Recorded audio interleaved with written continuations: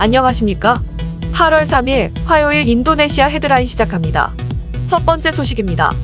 인도네시아 코로나19 확진자가 총 344만 396명으로 늘어났으며 이 중 사망 9만 5,723명, 완치 280만 9,538명으로 집계되어 2.8%의 치사율을 보이고 있습니다.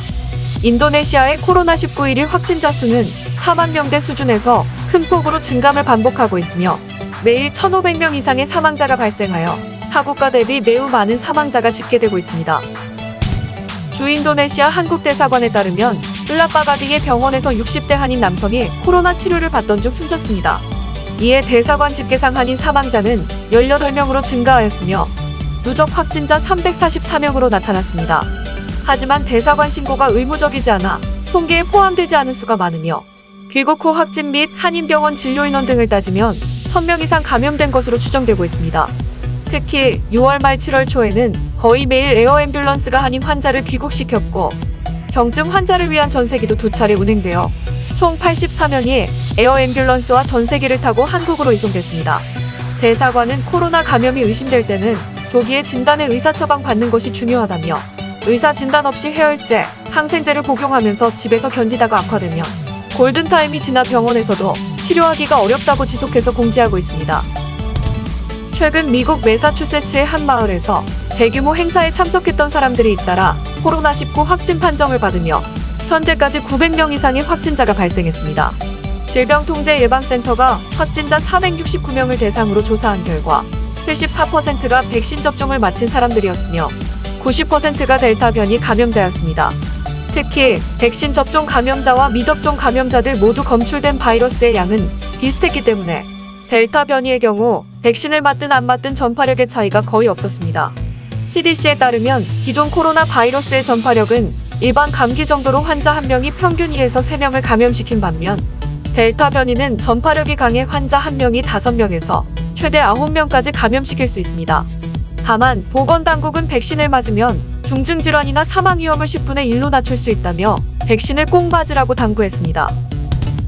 8월부터 매일 200만 명에게 백신을 접종하겠다는 인도네시아 정부의 목표가 백신 부족 문제로 불투명해졌습니다. 현재 많은 예방접종센터에서는 2차 접종 대상자들에게 제공할 물량이 부족해 접종 시기를 늦추고 있습니다. 전염병 학자들은 주백신인 시노백의 경우 1차 접종만으로는 항체 생성이 부족해 2차 접종이 필수적인데 2차 접종을 늦추게 되면 효과가 떨어질 것이라고 우려하였습니다. 또한 중부자바 지역의 경우에는 한정된 백신 물량으로 여전히 60세 이상 거주자만 대상으로 접종이 진행되고 있으며 지금까지 8%의 접종률을 보이고 있습니다.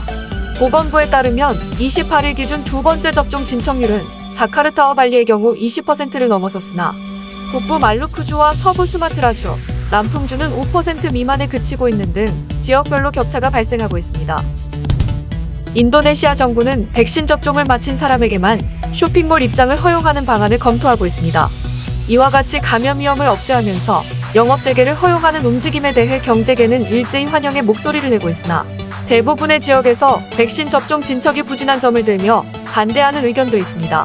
인도네시아 상공회의소 회장은 쇼핑몰이 정상 영업을 재개할 경우 백신 접종 기록 제시를 의무화해야 한다고 주장했으며 경제조정부 장관은 스마트폰용 애플리케이션의 백신 접종 기록 관리 툴을 이용해 쇼핑몰 입장객을 확인하는 방안을 제시하였습니다. 인도네시아 쇼핑센터 경영자협회 회장도 백신 접종률을 높일 수 있는 좋은 방안이라며 긍정적인 입장을 나타냈습니다. 한편 행정감시기관은 백신 공급이 지역별로 격차가 발생하고 있으며 접종을 절대 조건으로 하게 되면 차별이 발생할 수 있기 때문에 예외 조치를 설정해야 한다고 지적하였습니다. 특히 백신 접종을 조건으로 하기 위해서는 두 번째 접종 완료 진척률이 50% 이상은 되어야 한다고 말했습니다. 다음 소식입니다. 국제통화기금은 인도네시아에 발생한 델타 변이 확산으로 인해 올해 인도네시아 국내 총생산 성장률 전망치를 3.9%로 하향 조정했습니다. 이는 기존 전망치보다 0.4% 하락한 수치이며 인도네시아 정부도 자체 전망치를 하향 조정한 것과 맥을 같이 합니다. 특히 경제개혁센터는 GDP 성장률 전망치를 2.5에서 3.5%로 국제통화기금의 전망치보다 더 낮게 예상하고 있습니다. 하지만 인도네시아 재무부 장관에 따르면 8월부터 9월까지 코로나 확산으로 인해 성장세가 둔화될 것이지만 이후 소비자 지출과 투자에 미치는 영향으로 4분기에는 4.6에서 5.9%까지 성장할 것으로 예상하였습니다. 한편 국제통화기금은 올해 6.2%로 예상했던 재정적자 전망치는 변경하지 않았고, 이는 인도네시아 정부 목표치인 5.7%보다는 클 것으로 예상한 것입니다. 다음 소식입니다. 인도네시아 투자조정청에 따르면 2021년 상반기 인도네시아 산업부문 투자는 전년 동기 89억 달러에서 115억 달러로 29% 증가했습니다. 인도네시아 산업부 장관은 전체 투자액의 13%를 차지한 금속, 비금속 제품, 비기계 제품 및 부품 산업이 가장 큰 투자 부문이었으며, 이어서 식품 산업이 8.3%로 2위를 차지하였다고 밝혔습니다. 특히 2021년 상반기 산업부문 국내 투자는 32억 달러에 달했으며, 동기간 외국인 투자는 83억 달러로 집계되었습니다. 한편 투자조정청 장관은 2021년 상반기 인도네시아 상위 10개 투자국을 공개했습니다. 해당 상위 10개 국가는 싱가포르, 홍콩, 중국, 네덜란드, 한국, 일본, 미국, 말레이시아, 스위스, 태국 순입니다.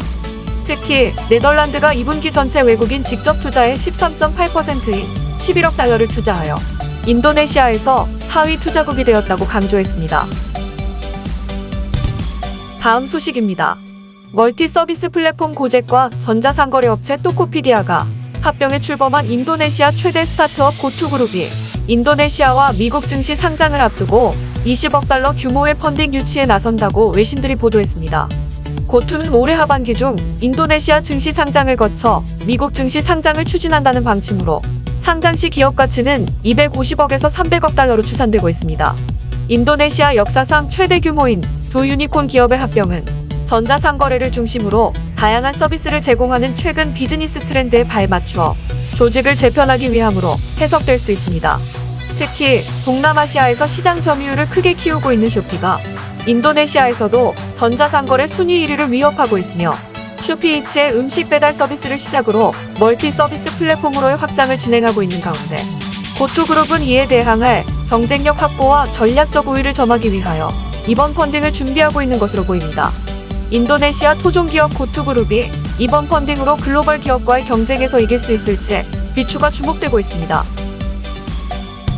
다음 소식입니다. 현대자동차와 LG에너지솔루션은 배터리셀 합작공장 설립 계약을 체결했으며, 인도네시아 정부와의 투자 협약을 통해 양측은 합작공장 설립을 위해 약 11억 달러를 투자하기로 했습니다. 인도네시아 정부는 양측의 성공적인 공장 설립과 인도네시아 전기차 시장 확대 지원 차원에서 일정 기간 법인세와 공장 운영을 위한 각종 설비 및 부품에 대한 관세 면제, 전기차 관련 세제 혜택 강화 등의 인센티브 제공을 약속했습니다. 현대자동차와 LG에너지솔루션 양측은 각종 법적 절차를 거쳐 3분기 중으로 합작법인 설립을 완료한 뒤 4분기에 합작공장 착공에 나설 예정이며, 2023년 상반기 완공을 목표로 하고 있습니다. 이어 2024년 상반기 내에는 배터리셀 양산에 돌입할 계획입니다. 현대자동차와 LG에너지솔루션의 배터리셀 공장은 까라왕 지역의 33만 스퀘어미터의 부지에 연간 전기차 배터리 약 15만 대분 이상인 10기가와트씩 규모의 배터리셀을 생산할 예정입니다. 합작 공장에서 생산되는 배터리셀은 LG에너지솔루션의 배터리 신기술을 적용한 고성능 NCMA 리튬이온 배터리셀이며, 우선적으로 2024년부터 생산되는 현대차와 기아의 전용 전기차를 비롯해 향후 개발될 다양한 전기차에 탑재될 예정입니다. 다음 소식입니다. 현대건설은 최근 이사회를 열고 탈석탄 방침을 결정했습니다. 이에 향후 사업 추진 과정에 있어 국내외 석탄 관련 투자, 시공사업 신규 참여를 전면 배제하겠다는 내용을 공식화한 것입니다. 다만 현대건설이 인도네시아에서 진행 중인 석탄 화력발전소 프로젝트들은 예정대로 진행됩니다. 앞서 현대건설은 지난 2015년 인도네시아 국영전력공사가 발주한 드래곤 2차 석탄 화력발전소 공사를 수주한 바 있습니다. 해당 공사는 자카르타에서 동부 방향으로 200km 떨어진 자바 해안에 1000MW급 석탄 화력발전소와 500kV 송전선로를 신설하고 변전소를 확장하는 프로젝트이며, 총 공사비는 7억 2,700만 달러 규모입니다. 현대건설 관계자는 드래곤 2차 프로젝트의 경우 준공을 앞두고 있는 상황이라며, 현재 공사 중인 프로젝트들은 예정대로 추진하고 향후 석탄과 관련한 신규 사업들은 어떠한 방식으로도 참여하지 않기로 방침을 정했다고 설명했습니다. 현대건설의 이번 탈석탄 선언은 최근 환경단체와 정치권에서 기후변화 위기 등을 거론하며 글로벌적인 석탄 금융 압박과 계열사인 현대자동차의 친환경 브랜드 인지도에 부정적 영향을 미치기 때문으로 풀이되고 있습니다. 다음 소식입니다. CNN 인도네시아에 따르면 파푸아 머라우케의 한 노점에서 청각 장애가 있는 파푸아인이 주인과 말다툼을 하는 과정에서 치안 활동 중이던 공군 장교 2명에게 강제적으로 제압당한 사건이 있었습니다. 공군 장교 중 한 명은 팔을 뒤로 꺾고 무릎으로 등을 누르고 다른 한 명은 구두발로 머리를 눌러 바닥에 완전히 엎드리도록 했습니다. 해당 장면을 촬영한 동영상이 SNS에 퍼지면서 파푸아인들의 비난이 잇따랐고 인종차별 논란이 재점화됐습니다. 파푸아의 인종차별 논란은 기독교 중심의 멜라네시아 인종 위주의 파푸아에 무슬림인 다른 지역의 인도네시아인이 유입이 되면서 시작됐습니다. 대부분의 경제권이 외지인인 무슬림들이 가지게 되면서 파푸아인들은 착취당하고 차별받는다고 생각하며 자그마한 사건에도 반정부 시위와 소요 사태로까지 확대되는 경우가 많습니다. 해당 동영상이 퍼지자 대통령 비서실장은 성명을 통해 파푸아인 남성은 비무장 상태로 저항하지 않았고 장애가 있음이 확인됐다며 장교들이 과도한 무력과 불법적인 행위를 저질렀다고 비난했습니다. 또한 공군 참모총장은 피해자와 가족에게 깊은 사과를 드린다며 과도한 제압 행위에 대해 강력한 조치를 할 것이라고 약속했습니다. 공군은 해당 지역 공군기지 책임자와 헌병대장을 해임했고 폭력을 행사한 장교 2명을 군사법정에 세우기로 했습니다. 시청해주셔서 감사합니다. 다음 시간에 뵙겠습니다.